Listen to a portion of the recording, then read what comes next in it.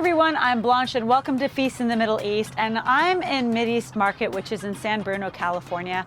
A lot of you have sent me messages about what kind of things to look for in a Middle Eastern store, what to stock your pantry with so that you can cook Middle Eastern dishes. And I'm going to take the mystery out of a lot of these ingredients right now so that you could find these in a supermarket and know exactly what to do with a lot of them. Right now, I'm in front of this display here, and I think it has pretty much all you need for a nice Middle Eastern breakfast.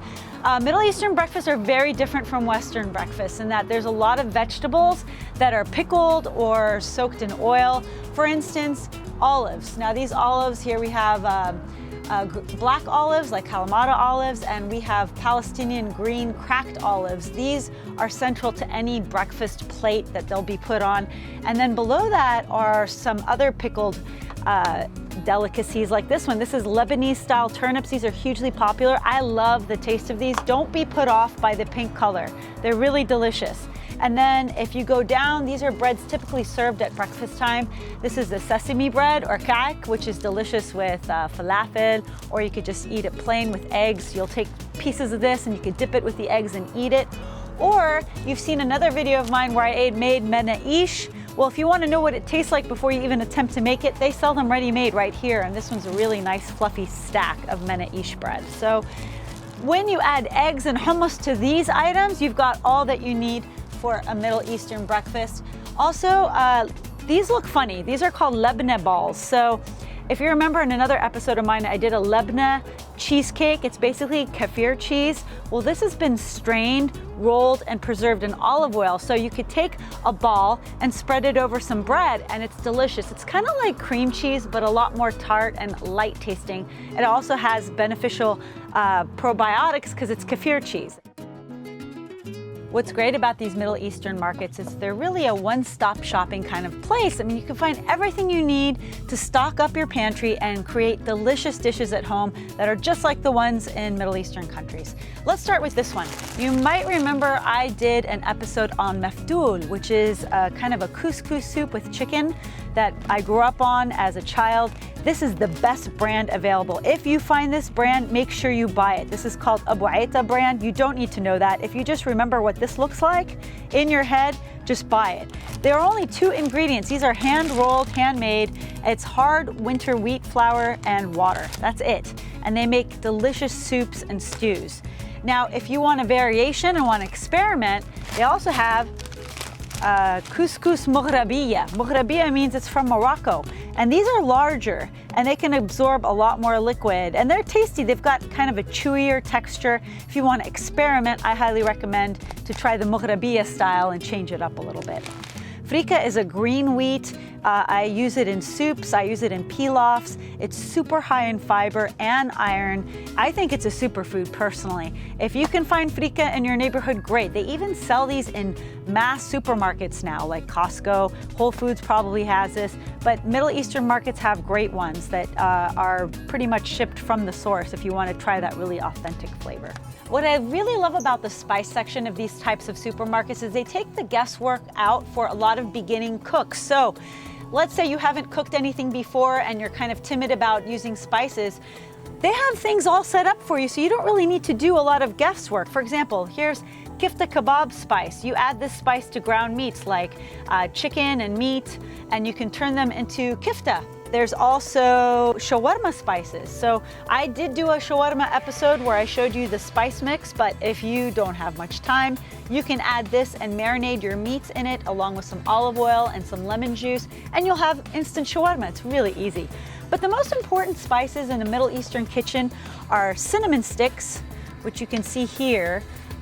Cinnamon sticks are used for chicken soups or broth-based soups to take out any sort of gamey flavor from meats, and a little bit goes a long way. So you want to use a cinnamon stick, just to use a tiny bit. Also, anise seeds are great. If you grind up an anise seed with a mortar and pestle and add it to cookies, it gives them kind of a licoricey flavor. And if you don't want to use a mortar and pestle, they also have anise grounds like this. It's a nice powder that's used in a lot of Middle Eastern cookies. It smells incredible too. It's such a powerful smell. Cumin powder is very important. We also call it kamoon. Cumin powder adds a delicious flavor to lentils and beans. It also helps you digest the lentils and beans. So they sell them in bulk. Actually, when you buy them from a supermarket like this, it's much more fragrant and stronger tasting than if you buy it on a supermarket shelf that's been sitting there for a really long time. So I highly recommend you buy cumin. Allspice is huge. If you notice in a lot of my recipes, I use allspice in almost anything.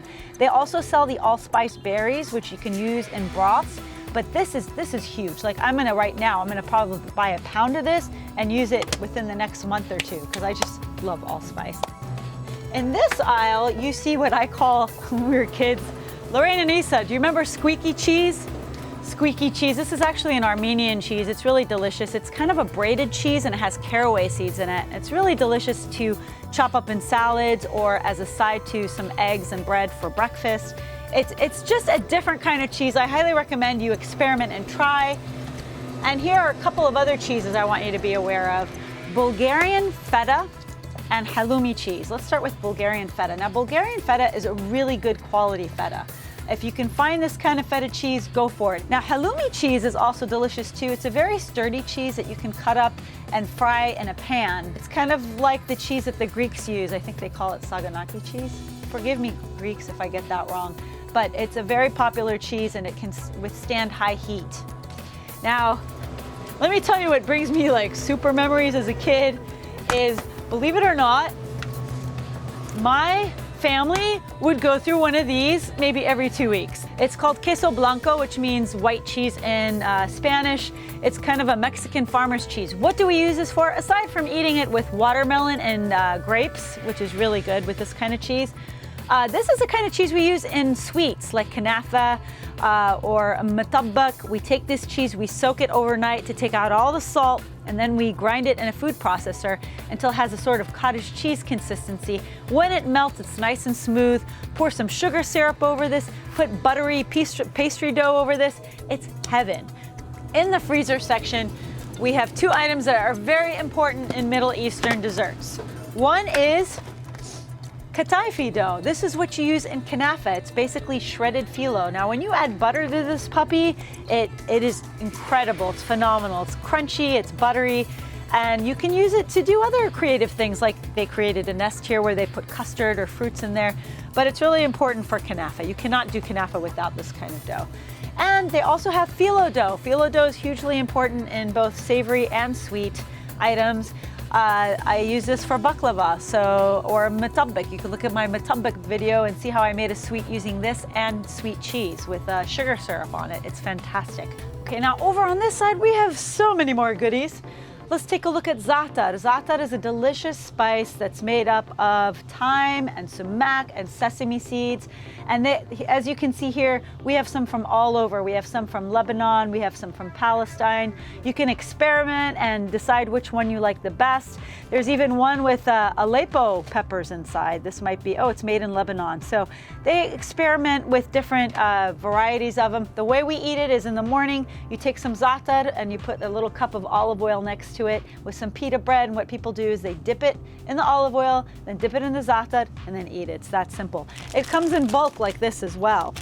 And down here, I have this canister. You might remember my video I did on stuffed grape leaves. Well, not everyone has a little grapevine in their backyard, so this is the next best thing. You buy one of these puppies, you soak them because there's brine on them. You want to take that flavor away. So you just wash them a little bit, dry them, and then they're ready to be stuffed with all kinds of delicious things like rice, meats, nuts, whatever you want, and you can cook them that way. So it's really nice and handy to have these.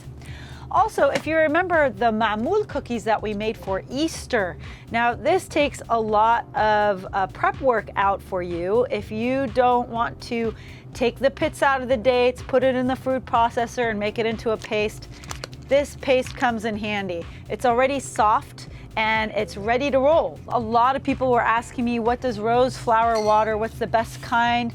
I usually buy Cortas brand. This is the kind of brand I see often. And they sell them in different sizes so you can experiment. And they also have pomegranate molasses, and you've seen these in a lot of recipes, ideally right next to it. What I really love about Middle Eastern cuisine is we use a lot of whole food sweeteners. So instead of refined sugars, we use sweeteners like grape molasses. Now, you know, as a kid, I ate peanut butter and jelly sandwiches, but often I would have tahini and grape molasses sandwiches. This is the Middle Eastern peanut butter and jelly. So you take some tahini, you spread some grape molasses on some bread. It's awesome. It's a totally different experience and it's super fun. And you can use this to sweeten lots of things, from cookies to breads. They also have date syrup. Date syrup is nice and sweet, and it's made from whole dates, which is really nice.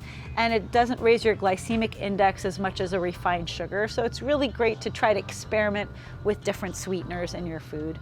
Now on this side, I talked about halawa or halva. It's really a tahini or a sesame seed paste that's been sweetened with pistachios. They have so many different kinds from all over, and they also have tahini itself. Now it's really important when buying these particular items that you look at the sell-by date, because if you buy an expired one, it's going to be bitter, or it's going to taste kind of funky, maybe musty even. So these are beautifully fresh, and it's great to use them when they're fresh. That way they last longer in your pantry. So go ahead and buy that halva for dessert or that tahini paste, and you're ready to make your hummus. And a lot of Middle Eastern cuisine uses ghee, otherwise known as semna. Now what this is clarified butter. So what happens is when you heat butter over the stove, it's going to separate into liquid and solid. This is the solid part. And the reason why we use this is it extends the shelf life of cookies. It keeps them nice and moist. It also has a higher smoke point, so it doesn't burn. So if you want to cook with ghee instead of butter, it'll give it that nice buttery flavor without the chance of burning it as much. So it just gives a nice different element to your cooking and baking. Now the Middle Eastern diet is largely plant-based, so beans and grains are really important. So let's talk about some of the beans and grains. Right here we have burghul wheat, which is you might get confused by seeing numbers 1, 2, 3. All that really denotes is the size. So depends on how big the grain is. It really doesn't matter in terms of flavor, it's just a texture thing. So if you like it bigger, buy them bigger. If you like them smaller, buy them smaller. This is great for tabbouleh. It's also good for kibbeh, and it's great just to eat as a grain. You could substitute it with rice as something different. It has a nice nutty flavor and a nice nutty texture. So I highly recommend incorporating burghul into your diet, or bulgur wheat. A lot of our sweets don't have white flour. We use semolina flour, so harissa, basbousa, those types of things. We use this. It's got a really nice fine texture, a tiny bit grainy, but it's all the better to absorb sugar syrup. So a lot of our sweets might have sugar syrups added to it, and the semolina flour absorbs that really nicely, and it's a great flavor. Fava beans. Fava beans are a big hit for breakfast. So what we do is we soak the fava beans overnight, and we add some garlic, some olive oil, some cumin, and it becomes breakfast. It's called fool mudammas. I know it's a funny name, like fool, you're eating fool, but that's what it's called, fool. So we eat fool for breakfast, and it's very popular. It's like my dad's favorite breakfast, actually, and he's an expert at making food. Now for hummus, if you don't want to use canned garbanzo beans, which they have plenty of here, you actually get a much nicer flavor if you buy these and you soak them overnight, and then you can whip up hummus that way, or you can make delicious falafel that way. Don't buy the store-bought falafel mixes. It will taste that much better. This whole package is $2.50. It'll make so much falafel, it's mind-blowing.